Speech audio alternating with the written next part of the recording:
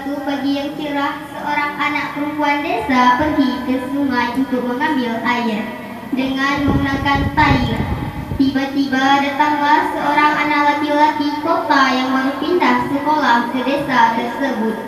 Dengan menguak semak, berlingkar dan mengintai diri menghampiri anak perempuan desa. Ia ingin berteman dengannya. Sebagai tanda pertemanannya, dia menyerahkan sebuah mainan yang kebetulan terbawa di kantong bajunya.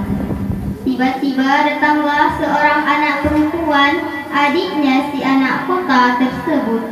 Merasa marah dan jengkel, abangnya berteman dengan si anak desa, merebut mainan dengan marahnya dan mengambilnya.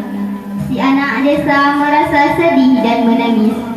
Anak laki-laki kota memberikan pengertian kepada adiknya dan mengajak adiknya juga ikut berteman dengan anak desa tersebut, meminta kembali mainan tersebut, lalu menyerahkan kembali kepada si anak desa.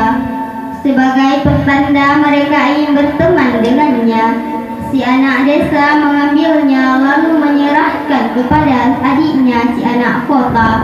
Sebagai pelambang ia juga ingin bersahabat dengan si adik anak kota tersebut. Akhirnya mereka menjadi teman bersama. Selamat menyaksikan.